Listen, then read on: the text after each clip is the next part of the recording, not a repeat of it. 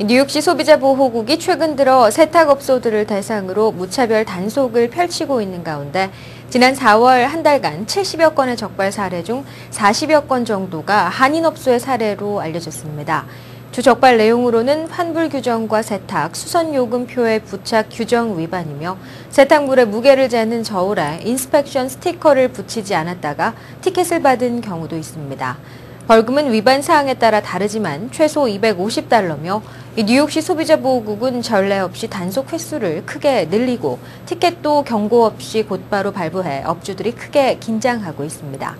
전미클리너스 협회 이종진 환경 담당 이사는 3월까지만 해도 월 평균 접수 건수가 3, 4건에 불과했다며 이 같은 현상은 매우 이례적이라고 밝혔습니다.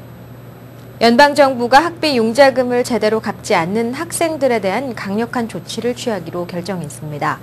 연방법무부는 교육부로부터 대학교 또는 대학원 졸업 후 학비 융자금을 제대로 지불하지 않는 학생들의 명단을 넘겨받고 1차적으로는 채무 지불 명령서를 발송하고 불이행 시에는 소송을 한다는 강경한 입장입니다. 특히 법무부는 개인 로펌을 고용해 개별적으로 소송을 진행하는 한편 은행 계좌 압류 등의 방법으로 미납된 융자금을 돌려받는 조치를 취하고 있는 것으로 나타났습니다. 교육부에 따르면 학비 융자금을 제대로 지불하지 않는 학생 수는 매년 증가하고 있고 특히 최근 수년 새 학비가 가파르게 상승하면서 학생들의 융자금 규모도 늘어나고 있는 추세입니다. 지난해 10월 발표된 보고서에 따르면 2009년 칼리지를 졸업한 학생들의 경우 평균 융자빚이 $24,000로 파악됐습니다.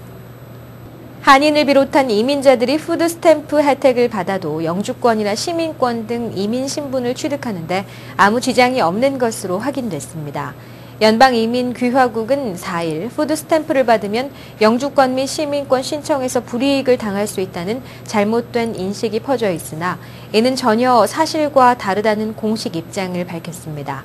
실제 국무부에 따르면 지난해 영주권 신청자 가운데 만여 명이 이 푸드스탬프를 신청했다는 이유로 영주권 신청이 기각된 사례는 없는 것으로 밝혀졌습니다.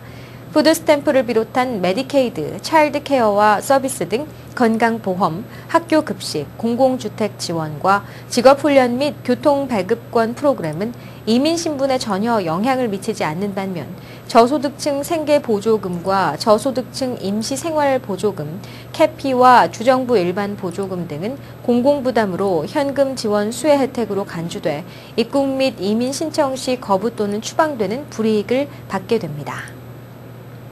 오사마 빈 라덴의 사망 직후 뉴욕시 테러 대비 보안 경계가 강화된 가운데 폭발물로 의심되는 수상한 물건이 발견됐다는 시민들의 신고가 증가하고 있습니다. 뉴욕시경 집계를 기준으로 이달 3일까지 접수된 폭발물 신고 건수는 총 2,775건이었으며 이는 지난해 같은 기간 신고된 총 2,477건보다 300건이나 더 많은 것입니다.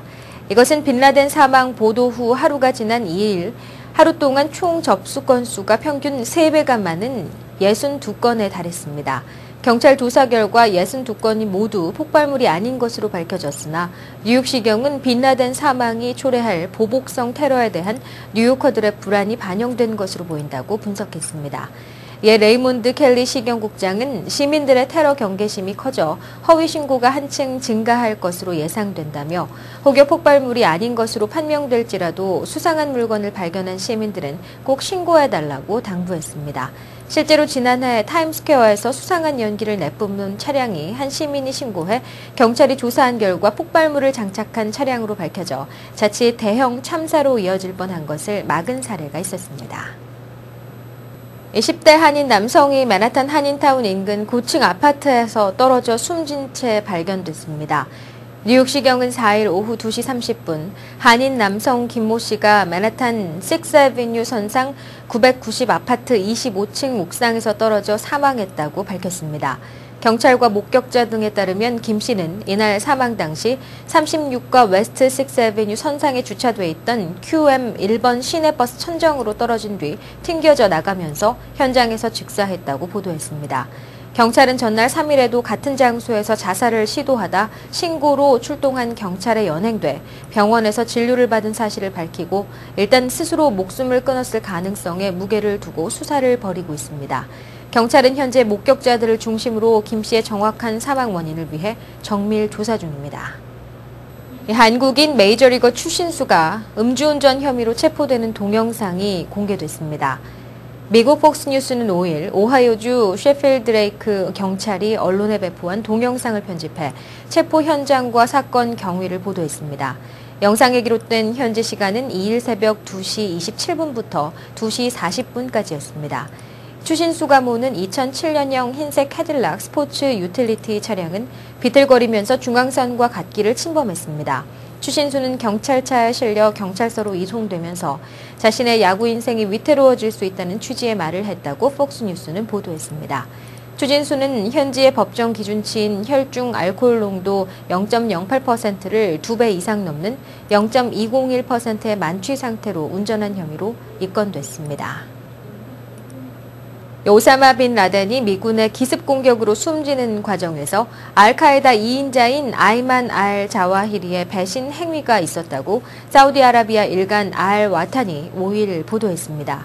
알 와탄은 익명의 지역 소식통의 말을 인용해 사우디아라비아 출신인 빈 라덴과 이집트 출신인 자와히리 사이에 불화가 있었고 내부적으로 권력 다툼이 점증하고 있었다며 이같이 전했습니다. 미국이 빈 라덴의 은신처를 파악하는 데 단서를 준 빈 라덴의 연락책이 실제로는 자와히리의 수하였으며 이 연락책의 국적도 쿠웨이트가 아닌 파키스탄이었다고 신문은 설명했습니다. 신문에 따르면 알카에다의 이집트 분파는 2004년부터 조직 전체의 권력을 장악하기 위해 애써왔으며 현재는 사실상 알카에다를 이끌고 있다고 전했습니다.